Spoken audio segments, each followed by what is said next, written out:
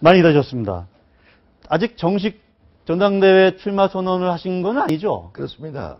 제가 지난 월요일 날 네.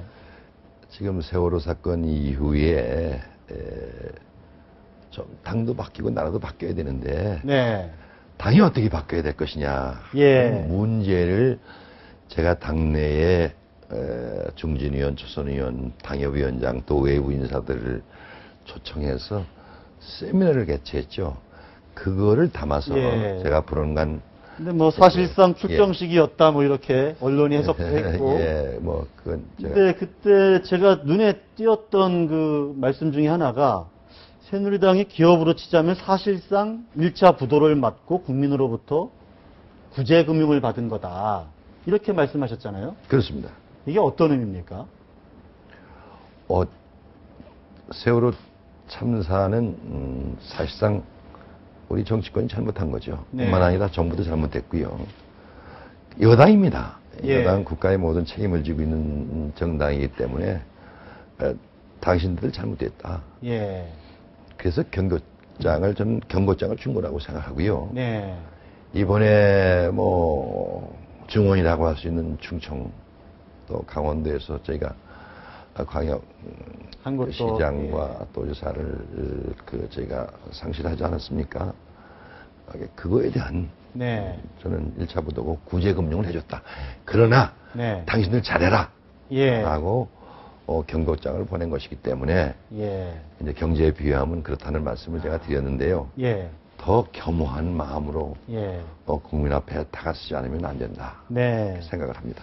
그러니까 이제 구제금융을 받았으니 다시 이제 부도에서 벗어나서 다시 훌륭한 그런 정당, 힘 있는 정당으로 만들어야 되는데 그 적임자가 다른 사람이 아닌 바로 이 서청원이다. 이거는 어떤 논리에서 그렇게 강조할 수 있겠습니까? 저도 고민 많이 했죠. 뭐, 예. 10여 년 전에 이미 그 제1당의 대표까지 이미 하셨죠. 했는데 2년 전에 하셨잖아요. 예. 그랬는데 고민을 참 많이 했습니다. 그런데 많은 정치권에 있는 후배들 또 뭐 선배들도 자, 이 어려울 때 당신의 바로 경륜과 경험이 필요하다. 네. 박근혜 대통령의 국정 철학인 이 세월호 이후에 국가 개조에 뒷받침은 경륜 많고 과거에 여러 가지 이 국정의 전반에 대해서 알고 있는 당신이 필요하다. 예. 제가 무슨 영광이겠습니까? 이게 무슨 큰 영광의 자리도 아니에요. 고뇌의 자리고 고초의 자리고 예. 우리 속에 빠지는 자리가 당대표인데 너무 많은 분들 뭐는 정치권에서 오죽했으면 저한테 그렇게 얘기하겠습니까? 참 한 2, 3개월 고민을 부쩍 하다가 오케이. 제 경험을 마지막으로 쏟아붓는 심정으로 예. 정치도 복원하고 국가 개조에 당이 지도하는 또 정부도 뒷받침해주는 그런 역할이 나에게 주어지면 그걸 내가 저버린다면 참 정치 오래 한 사람으로서 그것도 도리가 아니다. 네. 그래서 출마하게 됐다는 말씀을 드립니다. 어쨌든 김무성 의원하고는 평소에 형님 동생 하시는 사이인가요? 선배 후배 사이입니까? 형님 동생 사이입니까? 그 친구가 형님하고 그러죠. 예. 오늘 뭐 언론에서는 뭐 이렇게 얘기했습니다. 후배 중에 뭐 당대표 할 사람이 있는데 뭐 우리 서 의원께서 판단을 잘못한 거 아니냐 뭐 이런 취지의 이야기를 한 걸로 이렇게 제가 기사를 봤거든요. 그래서 그 친구 좀 말을 어떤 때는 좀 거칠게 하는데 예. 주변에서 오죽했으면 저보고 나오라고 하겠습니까? 네. 그러나 저는 같은 선후배 오랫동안 한 30년을 지냈기 때문에 이거는 뭐 완전히 제로섬 게임이 아니지 않습니까? 네. 같이 몇 명의 한 5명의 최고위원들을 선출하니까 뭐 제가 상위권에 있든 또 김무성 네. 의원이 상위권에 있든 간에 같이 또 협력해서 가야 되니까 뭐 선거 지나면은 다 또 자연스러워질 수 있다. 네. 그렇게 생각합니다. 당일날 세미나 다음날 제가 도하신문에 깔린 그 사진을 보니까 이재호 의원을 끌어안고 있는 사진이 아주 인상적이었거든요. 어쨌든 친박의 맏형으로 언론이 다 쓰고 있고 친이의 좌장으로 또 분류되는 분 아닙니까? 이재호 의원은. 과거에 그랬죠. 그리고 같은 중앙대 동문이시지만 그렇게 정치적 길을 같이 손잡고 걸어온 거는 아닌데 이번에 어떻게 손을 잡으시는 건가요? 뭐 손을 잡았다기보다도요. 이번에 저하고 껴안는 사진은 3월에도 한 번 있었습니다. 3월 초에 이재호 예. 의원 출판 기념식에 가서 제가 네. 축사를 해주면서 이재호 의원하고 관계 또 이재호 의원하고의 나고 오랜 우정 예.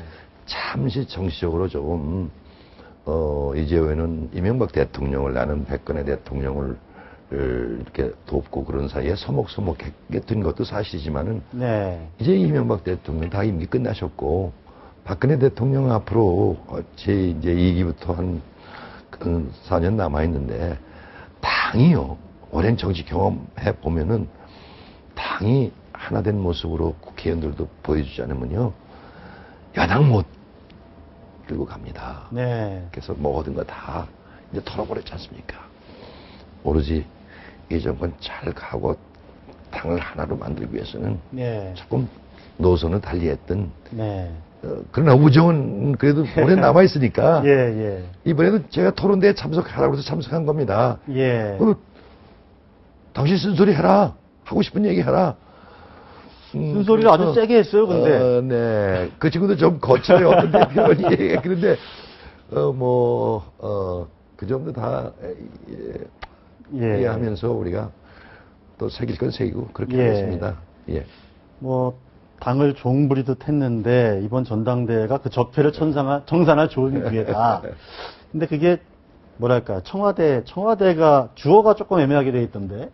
그런데, 어떻습니까? 지금 청와대와 당과의 관계가 어떻게 좀 어떤 관계가 돼야 바람직하고? 과거부터 여당은 그 청와대나 당이 한 가족이라고 생각하면 됩니다. 당에서 대통령을 정석 끝 당선시킨 거 아닙니까? 네. 그래서 늘 당은 서로 협력하고 협의하고 이런 관계인데 이제 공교롭게도 뭐 지난 1년간 여러 가지 어려움이 많았기 때문에 그 당청 관계의 정례적인 그 회담 같은 게 없거든요. 네. 앞으로 해야 됩니다.